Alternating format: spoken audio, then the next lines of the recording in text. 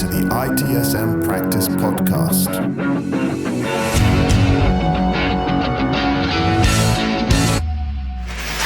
Welcome to the ITSM Practice Podcast.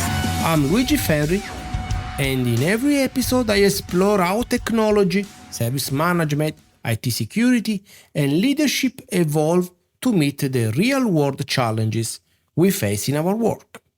No jargon, just clarity. Today's episode is not about quantum computing might one day do. It's about how regulated industries, those responsible for public trust, national security, and long-term confidentiality, need to prepare for a cryptographic shift that's already underway. A few years ago, I was selling secure storage, and during a service review with a large European bank, I noticed a quiet sentence buried inside a compliance note. Prepare long-term data stores for future encryption risks. Nobody in the room reacted. So I asked, when you sign a contract that protects a customer's investment for 25 years, are you sure the encryption will still protect it in 10? That question changed the tone of the meeting. It reminded me of something simple. When you postpone what must be done, you don't avoid the burden, you double it, and you leave it for someone else. Quantum computing is not a far-off idea. It's a confirmed development moving faster each year. Experts now estimate a 19% to 34% probability of cryptographically relevant quantum computers appearing within the next decade. Let me be precise. These machines could break current public key encryption, exposing data you already store, especially data that must stay confidential for a long time. This is where the threat becomes present, not future, because attackers don't need to wait. They can collect and encrypt traffic now and decrypt it later. This is called harvest now, decrypt later. And for long-lived data, it's already a risk. So, what should we do? Some national security agencies are not waiting.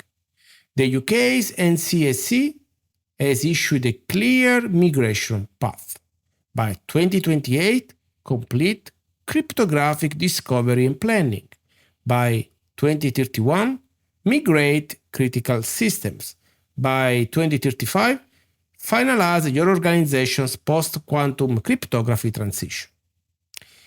If that feels distant, consider this. Even finding out which algorithm you use, in which systems, under which vendors, can take 3 years in a global enterprise. Preparation is not panic, it's discipline. It's knowing the map before the fog arrives. Let's be specific. Migration begins with 4 essential steps. Inventory. What cryptography do you use and where? Most organizations don't know. It's often buried in old code, outsourced platforms, forgotten hardware. Executive sponsorship. This is not a niche IT project. It needs funding, governance, and authority. Get the board's attention. Show them the business risk. Risk evaluation. Identify the systems that would do the most damage if exposed. Think long-term records, financial archives, health data, classified information. Timeline alignment. Connect your migration plan to budget cycles, vendor updates, and regulatory expectations. No one will force you to act earlier, but when the moment comes, the cost of late action will be higher than the cost of quiet preparation. Let's talk about regulated industries, finance, healthcare, defense, infrastructure. You are not just protecting services. You are maintaining continuity, privacy, and social stability. In these environments, data retention can last 20, 30, even 50 years. Infrastructure can include outdated systems that are difficult to upgrade. Encryption is often deeply embedded, even in hardware that's geographically dispersed. So, you must ask yourself, do we understand the lifespan of the data we are securing? Do we control the cryptographic systems we depend on? Can we guarantee protection into the 2030s and beyond? The answer begins with prioritization. Post-quantum cryptography doesn't mean replacing everything overnight. Start with the public key infrastructure. It is the root of your digital identity and secure communication. Without a quantum-safe PKI, every system that depends on certificates is vulnerable. Then address systems holding sensitive data, systems that must still be secure when your current team is long gone. The approach will be hybrid. You'll use quantum-safe and classic algorithms in parallel. This ensures compatibility during transition, but it introduces complexity, especially in key management and performance.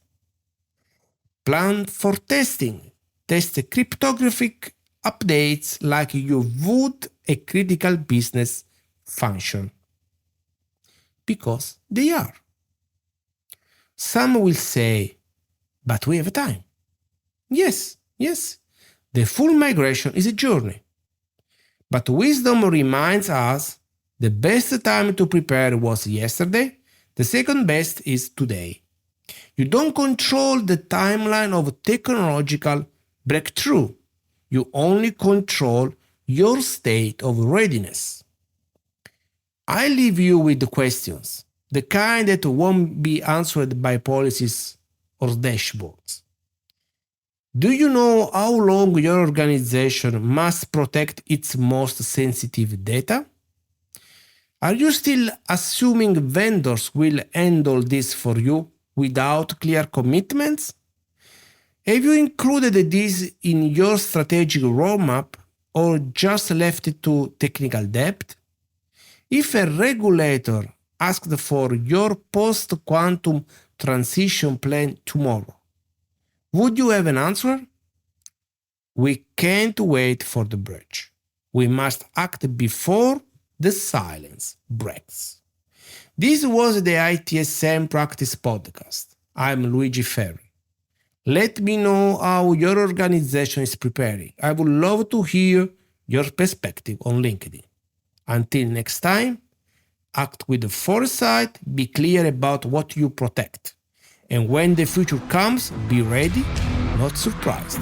Arrivederci.